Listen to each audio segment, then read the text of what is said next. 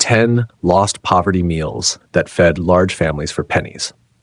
In 1923, in a row house in Pittsburgh, Pennsylvania, a woman named Agnes made dinner for 9 people from 40 cents worth, 40 cents of ingredients, and a pot large enough to hold everything she owned in the way of culinary ambition.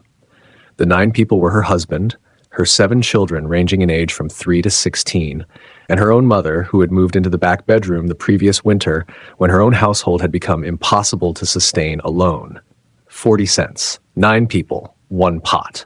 The arithmetic was not unusual. It was Tuesday. Poverty cooking is the oldest form of cooking in human history. Every cuisine in the world has a foundation built not from abundance and choice, but from the necessity of feeding people who needed feeding with materials that were available rather than materials that were preferred. The French cassoulet began as peasant food. The Italian ribollita began as yesterday's soup, reheated with stale bread. The Indian dal that appears on the menus of expensive restaurants in London and New York began as the daily protein of people who could not afford meat. Every great cuisine has a poverty layer underneath it, and the poverty layer is almost always the most interesting and most honest part. American poverty cooking of the early 20th century produced meals that have disappeared so completely from the national food consciousness that most people do not know they ever existed.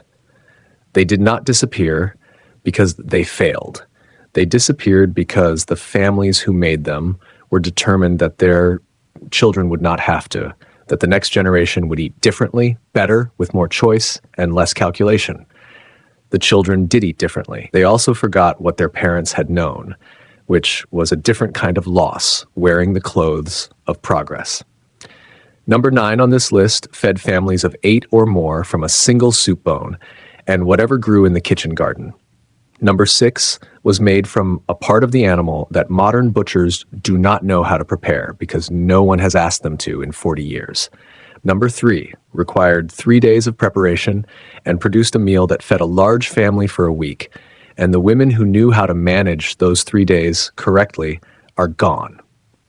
Number 1 was the meal that more large American families ate more often than any other during the early decades of the 20th century, and that has vanished so completely that its name requires explanation to anyone under the age of 70.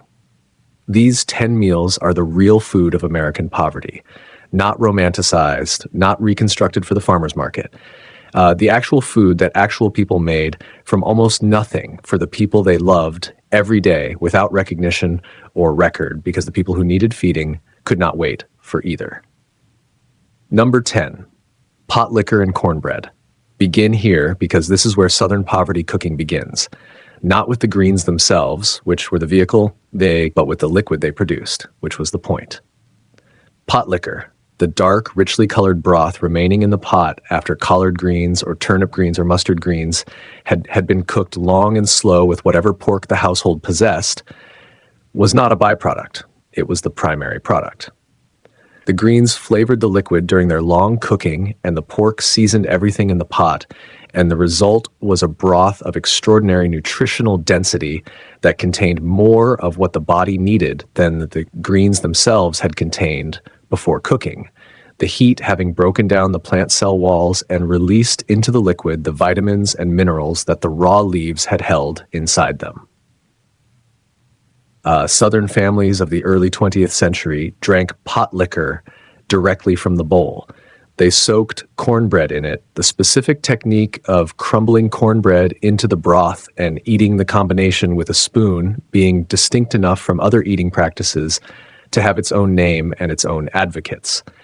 They fed it to sick children and elderly relatives, and anyone whose digestion had been compromised by illness or age, understanding through accumulated domestic observation that something in the dark liquid restored strength in ways that solid food sometimes could not. The nutritional science that eventually caught up with this practice confirmed what the observation had recorded. Pot liquor from long-cooked collard greens contains calcium, iron, vitamin K, folate, and a suite of fat-soluble vitamins released from the plant material by the cooking process and made bioavailable by the fat from the pork in the pot. Families drinking pot liquor daily through the winter months were supplementing nutritional deficits in their restricted diets with a substance that cost nothing, the liquid left behind by the cooking of something else, elevated to a meal by the addition of cornbread that cost almost nothing. The greens produced the pot liquor. The pot liquor fed the family. The cornbread made the pot liquor into dinner. The whole transaction cost pennies and produced something that kept large families nutritionally functional through seasons of genuine scarcity. Number 9. Bone soup with garden vegetables. The soup bone was the transaction that connected the poor family's kitchen to the butcher's waste stream, the knuckle bones, the marrow bones, the vertebrae and rib ends that the butcher had trimmed from the paying cuts and that he sold for pennies per pound to customers who knew what to do with them. In neighborhoods where the butcher was also a neighbor, the bones were sometimes given away entirely to families. The butcher had watched grow up, the gift made quietly and received the same way, with the mutual understanding that the exchange was taking place outside the formal economy for reasons that neither party needed to articulate. The bones went into the largest pot the household owned, covered with cold water, always cold, always starting cold. The cold water extraction drawing more gelatin from the bones than hot water added suddenly would produce. The pot was brought slowly to a boil. The gray foam that rose as the proteins coagulated was skimmed away with a spoon or a piece of bread held flat against the surface. The bread method being the technique of kitchens that did not possess a proper skimming spoon and that had learned to manage with what they had. Then, the heat was reduced to the lowest simmer that maintained motion in the liquid, and the pot was left alone for as long as the day allowed. 4 hours minimum, 8 hours if the stove was going and the fuel held. What resulted after 8 hours of low simmering from bones that had cost pennies was a stock of genuine depth, gelatinous when cold, flavorful with the collagen that long cooking had extracted, enriched by the marrow that had dissolved from the split bones into the liquid. Into this stock went whatever the kitchen garden had produced, carrots and cabbage and potatoes and turnips in the autumn, whatever remained of the winter stores in the hard months, the first spring vegetables as soon as the garden produced them. The soup that resulted fed large families across multiple days, made on Monday, eaten through Thursday.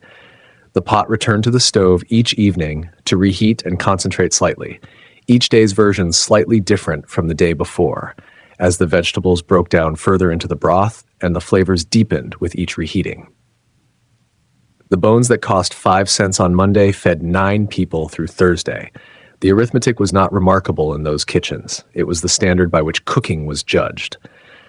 Number 8ing in the pan after the salt pork had been removed, milk or water added while stirring until the mixture thickened from a paste into a pourable sauce was as important to the meal as the meat itself. Ladled over biscuits or boiled potatoes or cornbread, the gravy provided fat calories and starch-thickened richness that extended the protein of the small amount of meat across the full volume of the meal, making a few slices of salt pork feed 8 people through the medium of the sauce the cooking had produced. Families who ate fried salt pork with cream gravy regularly were eating a meal that delivered saturated fat in quantities that contemporary nutritional guidance considers problematic, and that the Depression era and early 20th century body, operating on caloric deficits and working physical labor for 10 or 12 hours a day, metabolized without the sedentary body's difficulty. The nutritional context was entirely different. The fat was fuel. The meal was engineering. Number 7, bean and ham bone soup. The ham bone that remained after a holiday ham had been eaten down to the bone, picked clean of its meat, the fat trimmed away, the knuckle joints bare and gleaming, was not a waste product in the early 20th century household. It was an ingredient. The most flavorful and most anticipated ingredient of the post-holiday kitchen, the thing that transformed a pot of dried beans from adequate nutrition into something that the family actually looked forward to eating. Dried beans were soaked overnight, a step that was not optional and that the women who made this soup daily knew was not optional because dried beans added directly to a pot without soaking produced a soup that required 3 times longer to cook and that produced in some family members gastrointestinal effects that the household could not comfortably accommodate. The soaked beans were drained, covered with fresh water in the largest pot available, and the ham bone went in with them along with an onion. Always an onion. The onion being the most economical flavoring agent in any kitchen in any era, and whatever herbs the kitchen garden or the spice shelf provided. The pot simmered for 3 to 4 hours.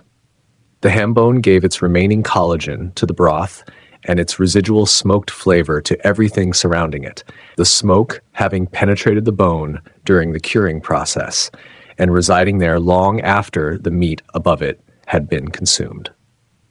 As the beans softened and began to break at their edges, they released their starch into the liquid and thickened it from a thin broth into something that moved in the pot like a slow tide and coated the ladle in a way that announced substance before the first spoonful reached the bowl. The small amount of meat that remained on the ham bone was picked off and returned to the pot. The bone was removed and set aside for the dog, or cracked for its marrow if the household's relationship with waste was thorough enough to see the marrow as worth the effort of extraction. The soup fed large families across several days from a bone that would otherwise have been discarded, and beans that had cost pennies per pound in quantities sufficient to feed an entire family for a week.